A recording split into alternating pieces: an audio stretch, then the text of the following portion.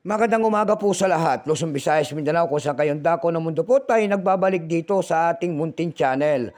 Samuel Soriano, TV29, para mag-discuss ulit ng another coins at ito po ay ating hilig.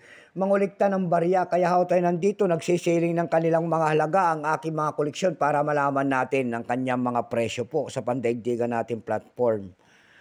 Ayan. Magandang umaga po sa lahat ng aking mga subscriber kung saan kayong dako ng mundo po. Keep safe po sa lahat and God bless. Maraming salamat sa inyo. Maraming salamat din po sa nanonood doon sa aking FB page. Lahat po na nakapalo sa akin at nagsisend po ng star doon sa aking FB page. Thank you so much. Ayan, maraming salamat po sa inyo. Ayan, pakipalo naman po sana ang ating FB page, Samuel Soriano po. Ayan, about coins din po. Ayan, ang ating topic. Thank you so much. Yun naman pong hindi pa po nakapag-subscribe dito sa aking YouTube channel, anyayahan ko sana kayo. At malaking tulong na po o bagay ang inyong gagawin tulad ng pagpindot ng ating subscribe button, like and share para ma-update ko kayo sa mga latest ko pang gagawin mga video po. Mayroon tayong pag-uusapang barya. Ito po ay barya po ng Pilipinas. Ayan, punong-puno po. Nangingitim na, nagtutuning na po.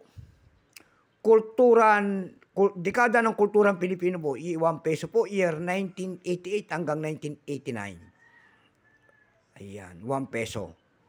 Bago tayo magsimula sa ating talakayan, kilalanin mo muna natin siya para makita natin ang kanyang presyo. Issue po, Philippines po.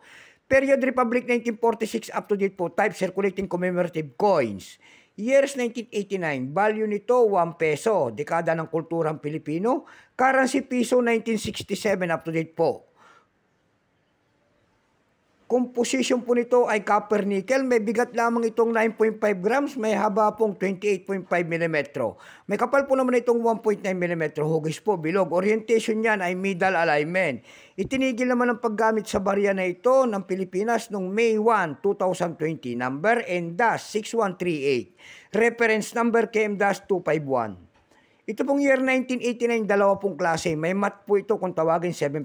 Pero itong hawak natin, ito po ay year 1989, 94%. Ayan, 94% po ito. Kung ilang piraso po ang ginawa ng hawak natin barya ng Pilipinas, ito po ay 10 million lamang. Sarado po, 10 million. May presyo po ito doon sa ating numista.com. Binigyan na po ng presyo.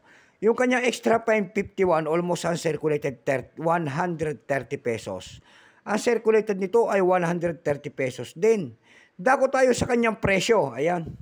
Doon sa ating eb.com, nakakita tayo nagbebenta doon ng $5.50. Nasundan po ito ng 888 pesos. Nasundan pa yan ng 879 pesos. Dako tayo sa Carousel PH sa pangalawang site. Sa Carousel PH naman po, nakakita tayo nagbebenta doon ng 199 pesos. Nasundan po ito ng 180 pesos and then 120 pesos. Ayan lamang po ang aking may babaging kanyang presyo sagad na. So hanggang dito na lamang po, Luzon, Visayas, Mindanao. Kung saan kayong dako ng mundo po, keep safe po sa lahat and God bless.